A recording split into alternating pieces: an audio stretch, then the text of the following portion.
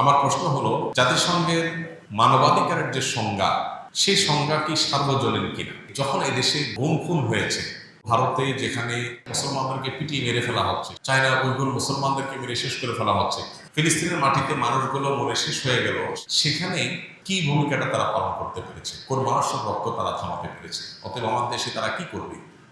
জাতিসংঘের মানবাধিকার কমিশনের অফিস খোলার অনুমোদন দিয়েছে সরকার, এটাকে আপনি সমর্থন করেন কিনা? জাতিসংঘের মানবাধিকার কমিশনের অফিস খোলার বিষয়ে সর্বস্তরের ওলামায়ে কেরাম, দেশপ্রেমিক সচেতন নাগরিক সমাজ সবাই শুরু থেকে এটার বিরোধিতা করে আসছে। কেন বিরোধিতা করে আসছে?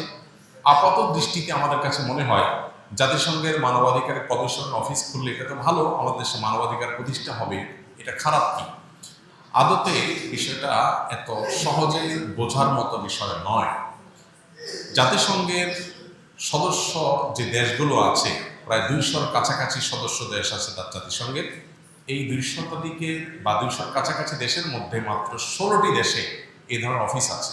এর মধ্যে বেশিরভাগ দেশগুলো আমরা দেখি আফ্রিকাতে, অথবা এমন কোনো অঞ্চলে যেখানে হয় সেখানে যুদ্ধ চলছে, আর না হলে গৃহযুদ্ধ চলমান। এরকম দেশগুলোতে সাধারণত এই অফিসগুলো হয়ে থাকে। সেটা আমাদের দেশে হওয়াটা আমাদের জন্য একরকম অপমানজনক। দ্বিতীয়ত, আমাদের আশেপাশে বিভিন্ন দেশ আছে, আমরা দেখি পাকিস্তান, ভারত, চায়না, মায়ানমার, বহু দেশ আমাদের আশপাশে আছে। আশপাশে কোনো দেশে অফিস নেই, আমার দেশে কেন হতে যাবে?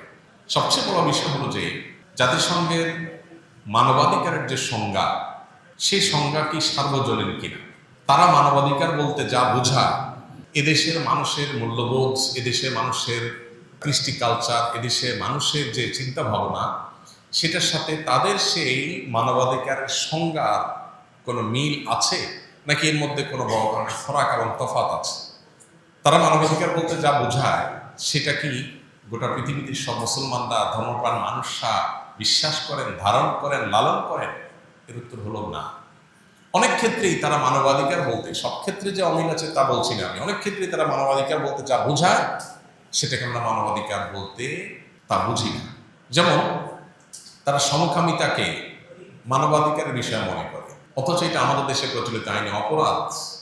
যেটা আমাদের দেশে প্রচলিত আইনে অপরাধ, জাতিসংঘ সেরকম একটা অপরাধ কর্ম করছে এমন একজন ব্যক্তিকে এদেশের প্রতিনিধি হিসাবে নিযুক্ত করবার জন্য এগ্রিমেন্ট চেয়ে পাঠিয়েছে। এটা আমাদের জন্য অত্যন্ত অপমানজনক একটা ব্যাপার।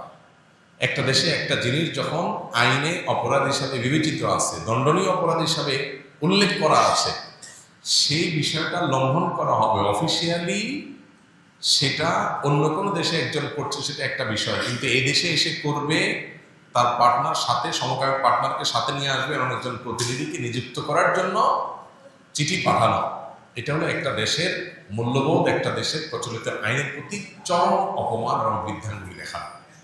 এরকম একটা অপেশাদার কাজ এ ধরনের একটা সংস্থা করতে পারে, সেটা আসলে কল্পনা করা যায় না। এটা একটা বিষয়।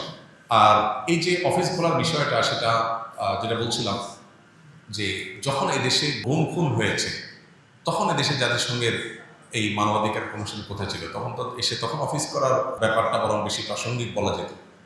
এখন এই মুহূর্তে এসে তাদের অফিস করার কার্যক্রম কি হতে পারে?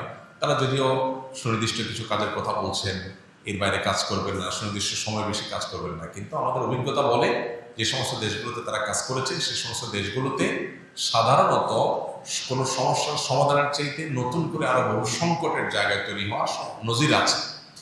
ফিলিস্তিনের মাটিতে মানুষগুলো মরে শেষ হয়ে গেল, শিশুরা অনাহারে শেষ হয়ে যাচ্ছে, এবং ত্রাণের জন্য বা খাবারের জন্য সিরিয়াল ধরা মানুষগুলোকে মেরে শেষ করে ফেলা হচ্ছে, হসপিটালগুলোকে মাটির সাথে মিশিয়ে দেওয়া হচ্ছে, ডাক্তারদেরকে গুলি করে হত্যা করা হচ্ছে। সেখানে এদের অফিস কার্যক্রম করছে, কার্যক্রম করে কি ভূমিকাটা তারা পালন করতে পেরেছে? কোন মানুষের রক্ত তারা থামাতে পেরেছে? অতএব আমার দেশে তারা কি করবে? তারা দেশে এসে সমকামিতা সহ যে সমস্ত বিষয়গুলো এদেশে মানুষের চোখে অপরাধ, সেই জিনিসগুলোকে তারা নর্মালাইজেশনের জন্য কাজ করবে বলে আমরা প্রচণ্ড রকমের আশঙ্কা করছি। এর বাইরেও এই সমস্ত সংস্থাগুলো পশ্চিমাদের মূল্যবোধকে বিভিন্নভাবে সমাজে প্রতিষ্ঠা করার চেষ্টা করে। অতএব আমরা খাল কেটে এই কুমির আনার পক্ষে কোনো অবস্থাতেই থাকতে পারি না। এই জায়গা থেকে আমি আশা করি যে সরকার সুবিবেচনার পরিচয় দিবে এবং ওলামা একরাম সহ দেশের সচেতন নাগরিকদের তাদের বাইরে গিয়ে কোনো কাজ তারা করার চেষ্টা করবে না। আমার প্রশ্ন হলো, ভারতে যেখানে প্রতিনিয়ত মুসলিম সংখ্যালঘুরা নির্যাতিত হচ্ছে, প্রতিনিয়ত সেখানে মুসলমানদেরকে পিটিয়ে মেরে ফেলা হচ্ছে, সেখানে মানবাধিকার এত বেশি গলণ্ডিত হচ্ছে, সেখানে কেন তারা যে অফিস করে না? সেখানে কি কেন তারা মানবাধিকার প্রতিষ্ঠা করতে যায় না? চায়না উইগুর মুসলমানদেরকে মেরে শেষ করে ফেলা হচ্ছে, সেখানে কেন মানবাধিকার প্রতিষ্ঠানগুলো অফিস করতে যায় না?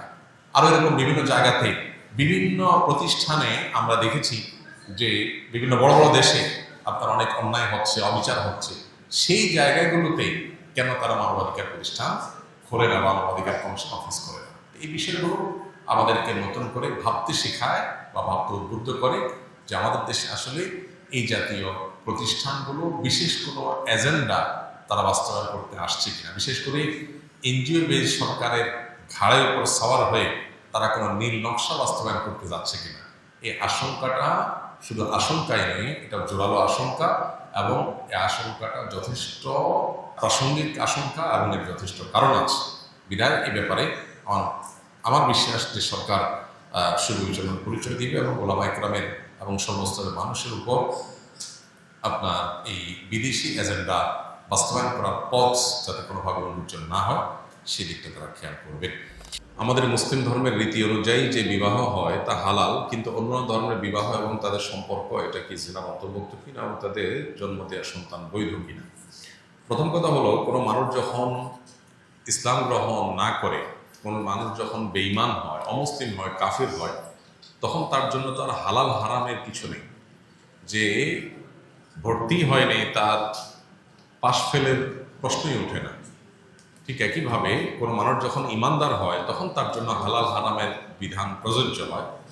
কেউ যখন মুসলমানই না, অন্য ধর্মাবলম্বী, তখন তার সম্পর্ক হালাল বা হারাম এর কোনোটার সাথে সম্পৃক্ত করার প্রশ্নই ওঠে না।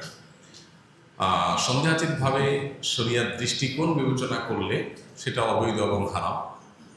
তবে কেউ যদি অমুসলিম অবস্থায়, স্বামী স্ত্রী উভয় অমুসলিম ছিলেন, এরপরে তারা ইসলামে দীক্ষিত হয়েছেন, যেমনটি সাহাবা একরামের সময় হয়েছে। বহু সাহাবীরা একসময় তারা অমুসলিম ছিলেন, পরবর্তী তারা ইসলাম গ্রহণ করেছেন। যখন ইসলাম গ্রহণ করেছেন তখন তাদের যে বিবাহের উপরে তারা অটল অবিচল ছিলেন সেটার উপরে তারা অটল অবিচল থেকেছেন। ইসলাম গ্রহণ করার ফলে তাদেরকে বিচ্ছেদ করে দেওয়া হয়নি এবং নতুন করে তাদেরকে আগ্রহ সম্পন্ন করা হয়নি সাহাবীদেরকে, যেহেতু উভয়ে ইসলামে দীক্ষিত হয়েছে।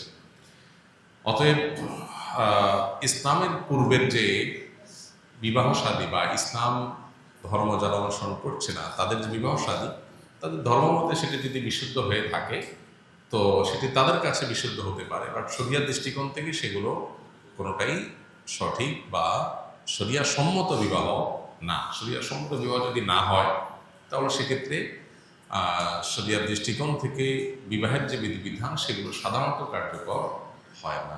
বাট কেউ যদি কোনো ধর্মের, বিশেষ করে আসমানি কোনো দিনকে অনুসরণ করে যদি বিবাহ শাদী করে, সে তার ধর্মের অনুসরণ করে, তাহলে সেক্ষেত্রে তিনি তার ধর্ম অনুসরণ করলেন এবং স্বামী স্ত্রী উভয় যদি ইসলাম গ্রহণ করে ফেরত চলে আসেন তাহলে নতুন করে তাদেরকে আর আগ্রহ সম্পন্ন করতে হবে না। আস-সুন্নাহ ফাউন্ডেশন, উম্মার স্বার্থে সুন্নাহর সাথে।